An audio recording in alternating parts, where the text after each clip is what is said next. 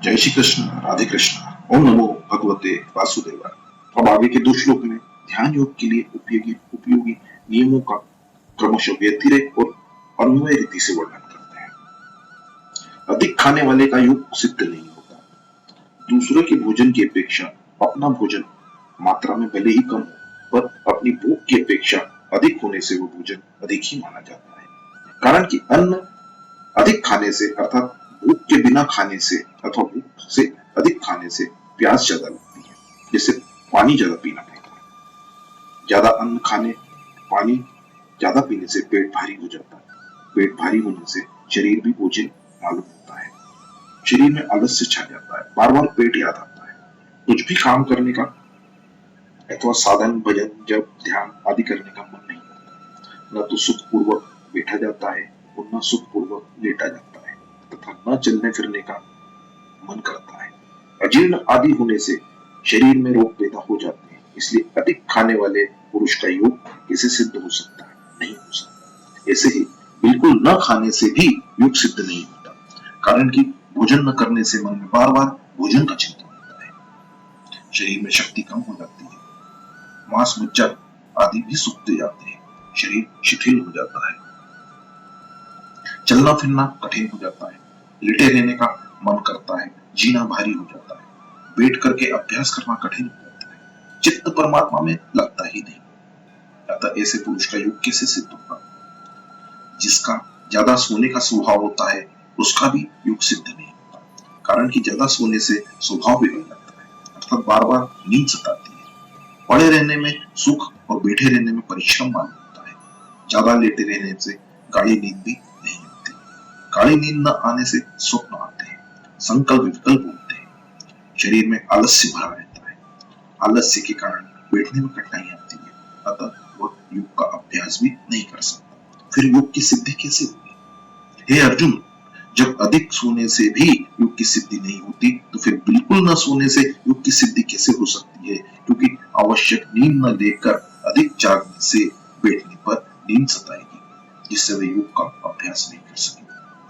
सात्विक मनुष्यों में भी कभी सत्संग का, सात्विक गहरी बातों का, भगवान की कथा का अथवा भक्तों के चरित्र का प्रसंग छिड़ जाता है तो कथा आदि कहते हुए सुनते हुए जब रस का आनंद आता है तब उनको भी नींद नहीं आती। परंतु उनका जगना और तरह का होता है। अर्थात राजसी तामसी वृत्ति वालों का जैसा जागना होता है वैसा जागना सात्विक वृत्ति वालों का नहीं होता। उस जागने में सात्विक मनुष्य को जो आनंद मिलता है उसमें उनको निद्रा के विश्राम की खुराक मिलती है। अतः रातों जागने पर भी उनको उस और समय में निद्रा नहीं सताती। इतना ही नहीं, उनका वह जागना भी गुणातीत होने में सहायता करता है। परंतु राजसी और तामसी वृत्ति वाले जगते हैं तो उनको और समय में निद्रा तंग करती है और रोग पैदा करती है। ऐसे ही भक्त लोग भगवान के नाम जप में, कीर्तन में, भगवान की विरह में भोजन करना तक भूल जाते हैं। उनको भूख नहीं लगती तो वे अनशंत नहीं, कारण कि भगवान की तरफ लग जाने से उनके द्वारा जो कुछ होता है वह सत हो जाता है। भोजन सत्य और न्याय पूर्वक कमाए हुए धन का हो, सात्विकी हो, अपवित्र न। भोजन स्वाद बुद्धि और पुष्ट बुद्धि से न किया जाए, प्रत्युत साधन बुद्धि से किया जाए। भोजन धर्मशास्त्र और आयुर्वेद की दृष्टि से किया जाए तथा उतना ही किया जाए जितना सुगमता से पच सके। भोजन शरीर के अनुकूल हो तथा वह हल्का और थोड़ी मात्रा में, खुराक से थोड़ा कम, ऐसा भोजन करने वाला ही युक्त यथोचित आहार करने वाला है। विहार भी यथायोग्य अर्थात ज्यादा घूमना फिरना न हो। प्रत्युत स्वास्थ्य के लिए जैसा हित करो वैसा ही घूमना फिरना हो। व्यायाम योगासन आदि भी न हो, न तो अधिक मात्रा में किए जाए और न ही उनका अभाव ही हो। ये सभी यथायोग्य, ऐसा करने वाले को यहाँ युक्त विहार करने वाला बताया गया है। अपने वर्ण आश्रम के अनुकूल जैसा देश काल परिस्थिति आदि प्राप्त हो जाए उसके अनुसार शरीर निर्वाह के लिए कर्म किए जाए और अपनी शक्ति के अनुसार कुटुंबियों की एवं समाज की हित बुद्धि से सेवा की जाए तथा परिस्थिति के अनुसार जो शास्त्र विहित कर्तव्य कर्म सामने आ जाए उसको बड़ी प्रसन्नता पूर्वक किया जाए। इस प्रकार जिसकी कर्मों में यथोचित चेष्टा है उसका नाम है युक्त युक्त चेष्ट है। सोना इतनी मात्रा में हो जिससे जागने के समय निद्रा आलस्य न सताए, दिन में जागता रहे और रात्रि के समय भी आरंभ में तथा रात में अंतिम भाग में जागता रहे। रात के मध्य भाग में सोए, इसमें भी रात में ज्यादा देर तक जागने से सवेरे जल्दी नींद नहीं खुलेगी, अतः जल्दी सोए और जल्दी जागे। तात्पर्य है कि जिस सोने और जागने में स्वास्थ्य में बाधा न पड़े, योग में विघ्न न आए, ऐसे यथोचित सोना और जागना चाहिए। निद्रा अवस्था को ही यथोचित कह देते तो योग की सिद्धि में बाधा नहीं लगती थी, और पूर्व श्लोक में कहे हुए अधिक सोना और बिल्कुल न सोना, इसका निषेध यहाँ यथोचित सोना कहने से ही हो जाता है। तो फिर यहाँ अवबोध देने की क्या तात्पर्य है? यहाँ अवबोध शब्द देने का तात्पर्य है जिसके लिए मानव जन्म मिला है उस काम में लग जाना, भगवान में लग जाना, अर्थात सांसारिक संबंधों से ऊंचा उठकर साधना में यथा योग्य समय लगाना, उसी का नाम जागना है। या ध्यान योग के आहार, विहार, चेष्टा, सोना और जागना, इन पांचों को युक्त यथा योग्य कहने का तात्पर्य है कि वर्ण, आश्रम, देश, काल, परिस्थिति, जीविका आदि को लेकर सबके नियम एक समान नहीं चल सकते, अतः जिसके लिए जैसा उचित हो वैसा करने से दुखों का नाश करने वाला योग सिद्ध हो जाता है।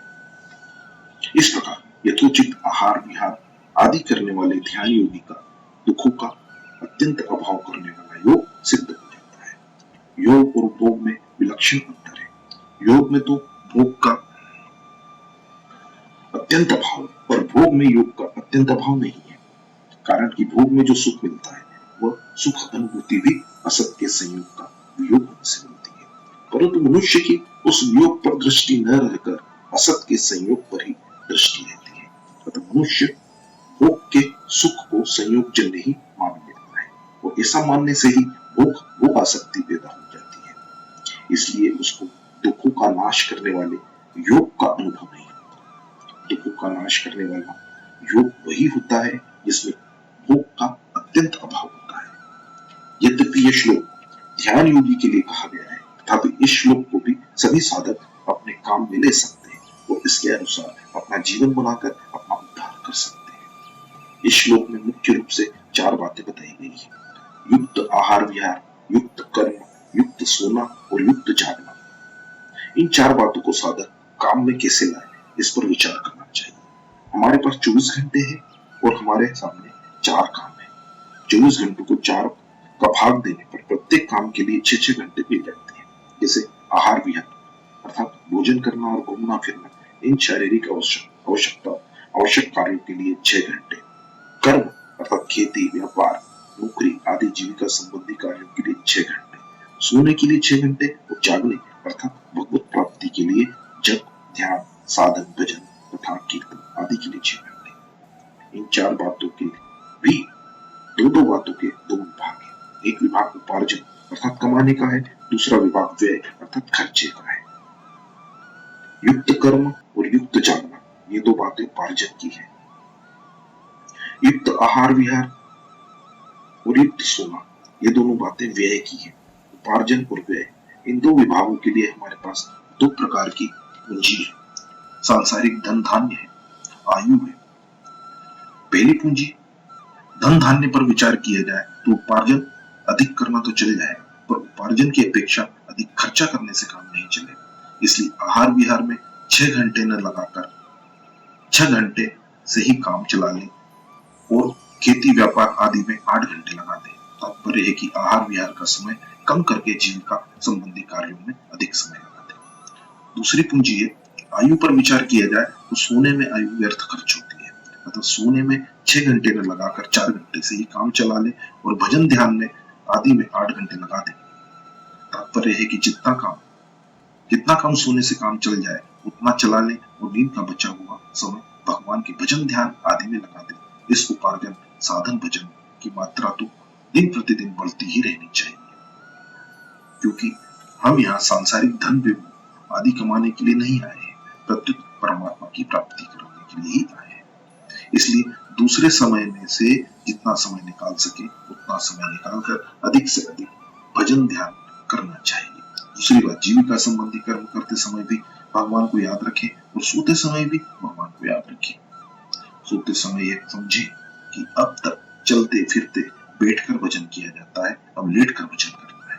लेटकर भजन करते करते नींद आ जाए तो आ जाए, पर नींद के लिए नींद नहीं लेनी है। इस प्रकार लेटकर भगवत स्मरण करने का समय पूरा हो गया तो फिर उठकर भजन, ध्यान, सत्संग, स्वाध्याय करें और भगवत स्मरण करते हुए ही काम धंधे में लग जाए तो सबका सब काम धंधा भजन हो जाए।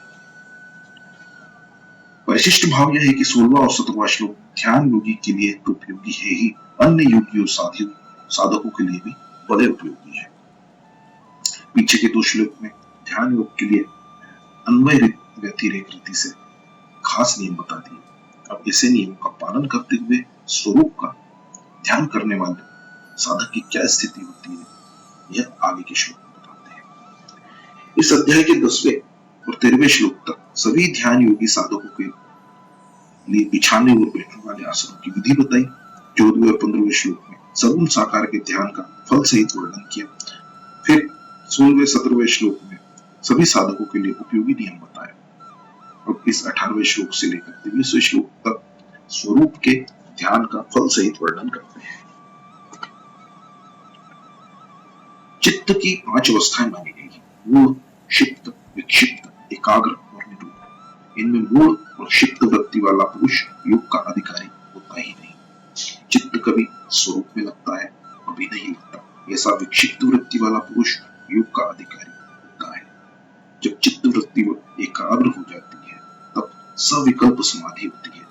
एकाग्र वृत्ति के बाद जब चित्त की निरुद्ध अवस्था होती है तब निर्विकल्प समाधि होती है। इस निर्विकल्प समाधि को ही योग कहा गया है। यहाँ भगवान ने विनियत चित्तम पदों से एकाग्र वृत्ति अर्थात सविकल्प समाधि का संकेत दिया गया है।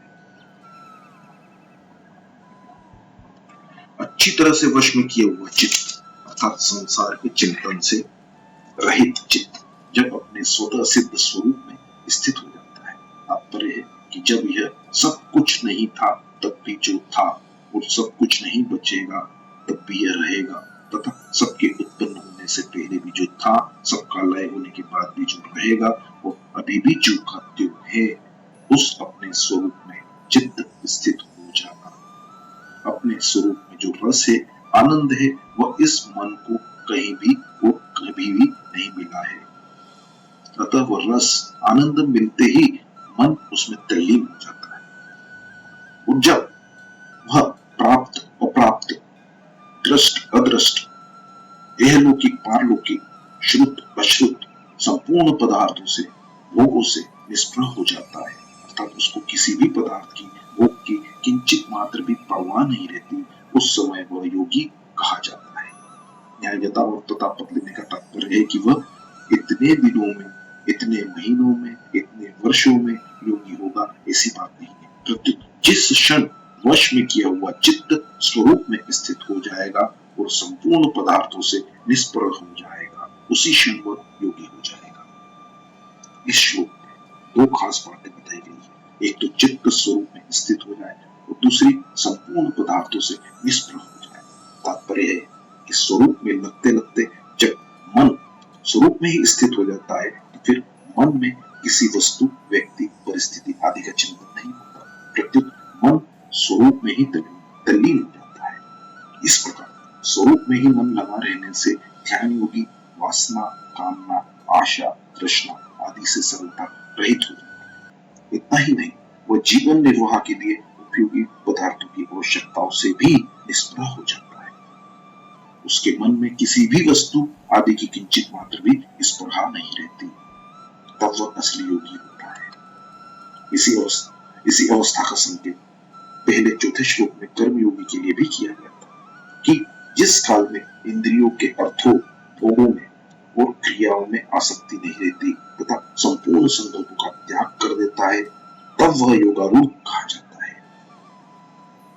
वहां के और यहाँ के प्रसंग में अंतर इतना ही है कि वहां कर्मयोगी दूसरों की सेवा के लिए ही कर्म करता है, तो उसका क्रियाओं और पदार्थों से सर्वथा राग हट जाता है, तब वह योगारूढ़ हो जाता है। और यहाँ ध्यान योगी चित्त को स्वरूप में लगाता है तो उसका चित्त केवल स्वरूप में स्थित हो जाता है, तब वह क्रियाओं और पदार्थों से निष्प्रह हो जाता है। तात्पर्य है कि कर्मयोगी की कामनाएं पहले मिटती है, तब वो योगारूढ़ होता है। वो ध्यान योगी का चित्त पहले अपने स्वरूप में स्थित हो जाता है, तब उसकी कामनाएं मिटती है। कर्मयोगी का मन संसार की सेवा में लग जाता है और स्वयं स्वरूप में स्थित हो जाता है, और ध्यान योगी स्वयं मन के साथ स्वरूप में स्थित हो जाता है। जय श्री कृष्ण, राधे कृष्ण। ओम नमो भगवते वासुदेव।